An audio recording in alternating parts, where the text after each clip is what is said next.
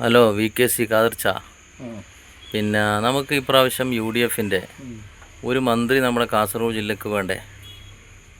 നിങ്ങളുടെ അഭിപ്രായം? അധികാരത്തിൽ പെട്ടതാണത് എന്ന് പറഞ്ഞാൽ 5 ഉണ്ടായാൽ 4 നമ്മളാണ് ജയിച്ചത്.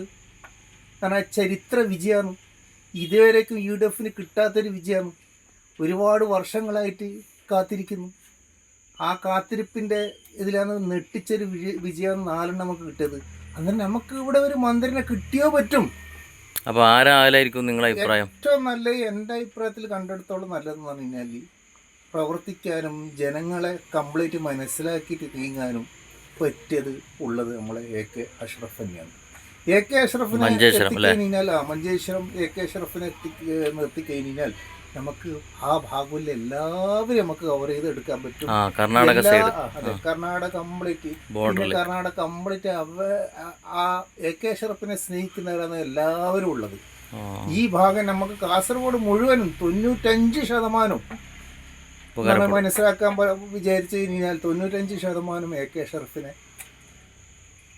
100% AK അഷ്റഫിനെ. ഇപ്പം സതീശനെ ജനങ്ങൾ ഇഷ്ടപ്പെടുന്ന മാതിരിയാണ് ഈ ഭാഗത്ത് നമ്മളെ കാസർഗോഡ് ഡിസ്ട്രിക്റ്റിൽ ഒരു രണ്ടാമത്തെ ഒരു സതീശനാണ് നമ്മളെ AK അഷ്റഫ്.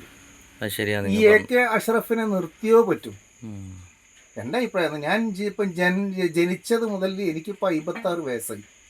ഞാൻ ഒറ്റ ഒരു പാർട്ടിയിലോ ഞാൻ ഒരു ലീഗുകാരനാണ് യഥാർത്ഥത്തിൽ. എനിക്ക് വേറെ ഇതുവരേക്കും ഞാൻ മാറി ചിന്തിച്ചിട്ടില്ല.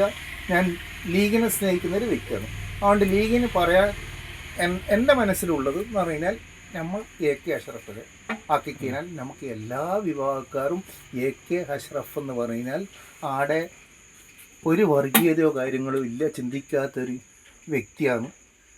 ആ വ്യക്തിനെ നിർത്തണം എന്നാണ് എനിക്ക് ലീഗുകാരോട് പറയാനുള്ളത്. ഓക്കെ, നല്ല അഭിപ്രായം.